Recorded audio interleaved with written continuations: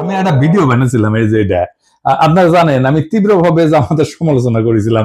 আমাকে জামাতের আমি ফোন দিছেন, ফোন দিয়ে কইলেন দুঃখ কইরা যে দাদা আপনি আমাদের ইন্ডিয়ার দালাল বানাই দিলেন। আমি বলছিলাম যে শহীদ ভাই আপনারা মাঝে মাঝে এমন ভুল করেন যে মনে হয় আপনারা স্লিপ ওয়াকিং করিচ্ছেন। স্লিপ ওয়াকিং মানে বুঝেন তো, যে ঘুমের মধ্যে হাঁটে, সেগুলো চেতন নাই, অচেতন অচেতন অবস্থায় হাঁটিচ্ছে, তো সেভাবে হাঁটে। তা আপনারা ঘুমের মধ্যে হাঁটিচ্ছেন, আপনাদের আঘাত না করলে তো ঘুম ভাঙবি না, তাই না?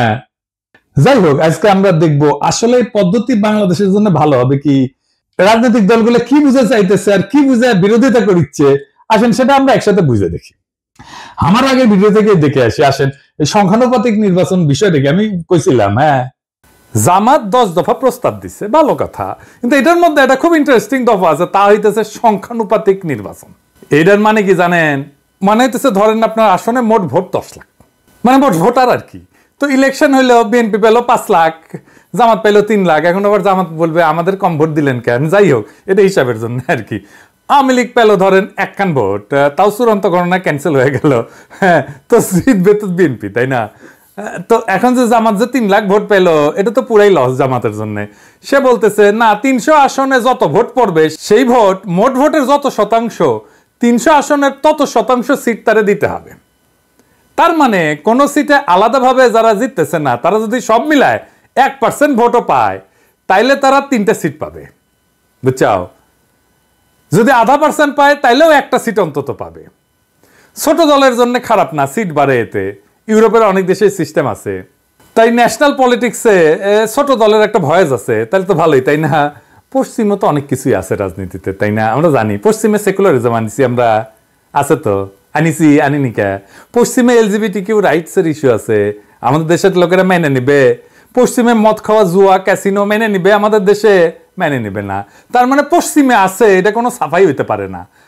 হ্যাঁ, ছোট দলের জন্য এটা ভালো। তা জামাত কি ছোট দল নাকি? মনে করিছে যে চিরজীবন সে ছোট দল থাকবে। ওই যে আছে না সেকেন্ড ডিভিশনে খেলা, ওই চিরজীবন সেকেন্ড ডিভিশনে খেলবি জামাত।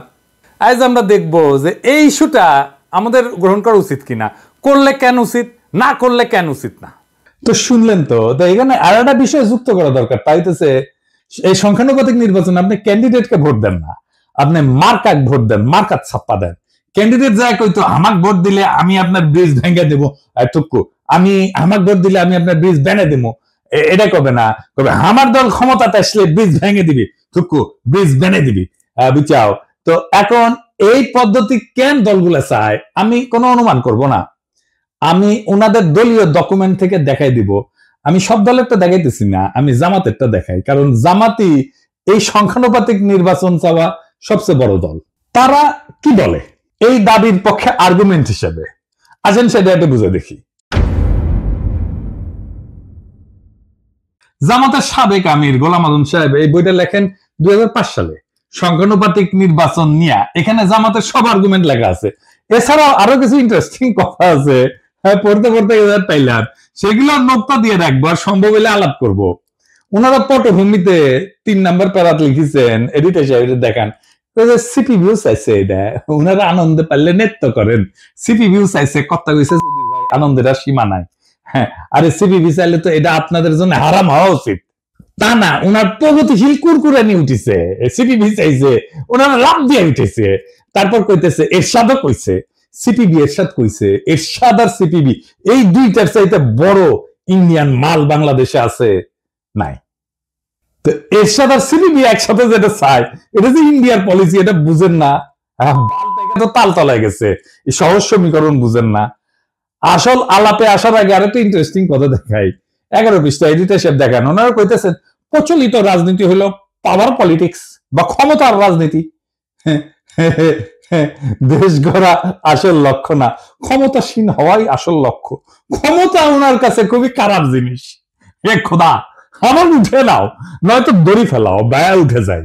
হ্যাঁ, রাজনীতি তো ক্ষমতার জন্য। রাজনীতি জিনিসটা কি কন্ত, এটাই তো বুঝেন না আপনারা। এবং সেজন্য বলি মাঝে মাঝে জামাত রাজনৈতিক দলই হয়ে উঠতে পারেনি। জামাতের একটা ইমাজিনেশনের বাংলাদেশ আছে, আছে কিনা? আছে তো, কল্পনার একটা বাংলাদেশ দেখে তারা, তাই না? বিএনপিও দেখে, আমিও দেখি, আপনিও দেখেন। আমাদের সকলের ইমাজিনেশনের বাংলাদেশ আলাদা। বিএনপি যে বাংলাদেশ চায় সেটা জামাতের সাথে মিলবে? মিলবে না। জামাত যারা করেন তাদের ইমাজিনেশনের বাংলাদেশ একই, তাই তারা একটা দল করে। এই ইমাজিনেশনের বাংলাদেশ গড়তে হইলে আপনার রাষ্ট্র ক্ষমতা লাগবে। আপনারা ক্ষমতার জন্য রাজনীতি করেন না। রাজনীতি মানেই ক্ষমতা প্রশ্ন। রাজনীতি হচ্ছে ক্ষমতা সম্পর্কের কৌশলগত ক্ষেত্র।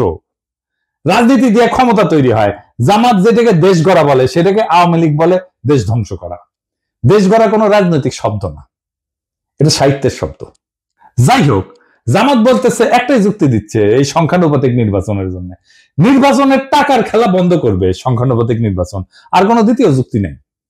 ক্যান্ডিডেটদের টাকা খরচা করতে হয়। দেখেন, টাকা খেলা বন্ধ করার জন্য জামাত সংখ্যানুপাতিক নির্বাচন চায়।